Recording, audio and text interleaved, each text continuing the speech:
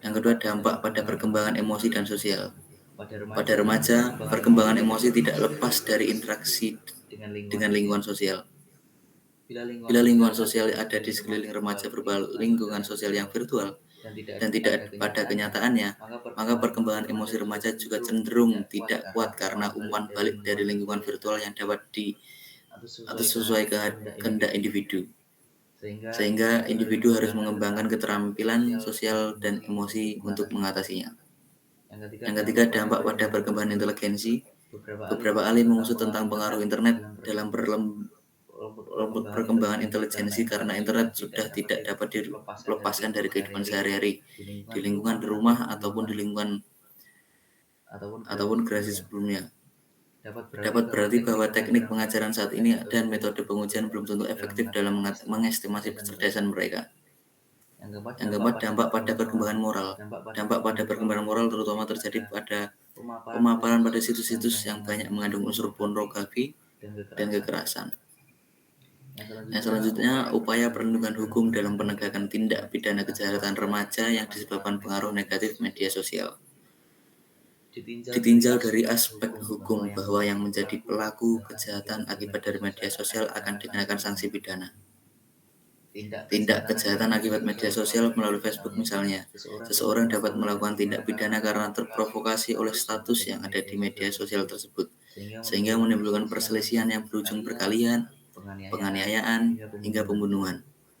Dalam hal ini, apabila yang menjadi pelaku masih di bawah umur atau remaja dapat dikenakan pidana. Akan tetapi dalam pemberian sanksi pidana tidak dapat dengan yang lain, tidak sama dengan yang lain. Karena pelaku tindak kejahatan remaja berusia masih di bawah umur, jadi yang berlaku adalah Undang-Undang Anak.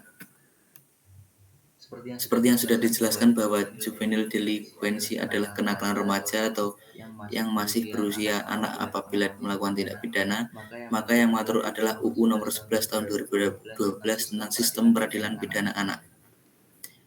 Undang SPPA menyebutkan dalam pasal 20, dalam hal tindak pidana dilakukan oleh anak sebelum genap 18 tahun dan diajukan ke sidang pengadilan setelah anak yang bersangkutan melampaui batas umur 18 tahun, tetapi belum mencapai umur 21 tahun. Anak tetap diajukan ke sidang anak. Dan untuk korban tindak kejahatan yang dilakukan oleh remaja mendapat perlindungan selama proses pidana berlangsung dengan diaturnya dalam UU Nomor 35 Tahun 2014, yaitu upaya rehabilitasi, pemulihan, baik dalam lembaga maupun di luar lembaga, upaya perlindungan dari pemberitaan identitas melalui media massa, dan untuk menghindari labelisasi, pemberian jaminan keselamatan bagi saksi korban dan saksi ahli, baik fisik, mental maupun sosial, dan pemberian aksesibilitas untuk mendapatkan informasi mengenai perkembangan perkara yang telah menjadikannya sebagai korban penganiayaan. Dari itu semua bahwa setiap perilaku kejahatan akan mendapatkan sanksi pidana mulai dari anak-anak hingga dewasa. Adapun remaja yang melakukan kejahatan akibat atas sebab dari penyalahgunaan media sosial juga terkena sanksi pidana. Hal ini apabila tidak ada pengawasan terhadap perilaku remaja oleh para orang tua akan berakibat harus adanya penyampaian mengenai bahaya dalam menggunakan media sosial yang tidak baik.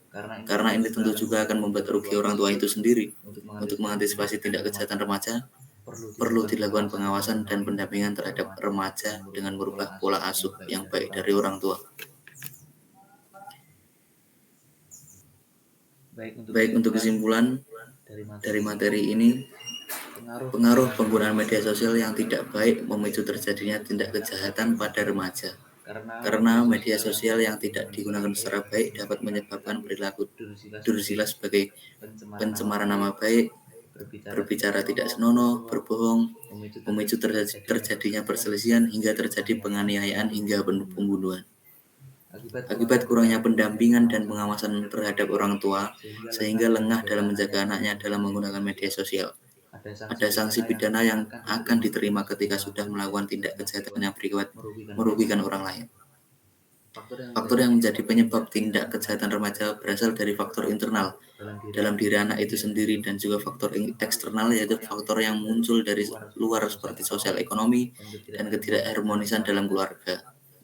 Maka perlu dilakukan pola asuh baik terhadap remaja dengan menempatkan kedudukannya yang layak dalam lingkungan keluarga serta dalam masyarakat. Sekian dari presentasi saya.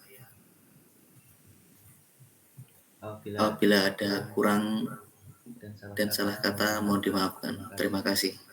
Wassalamualaikum warahmatullahi wabarakatuh.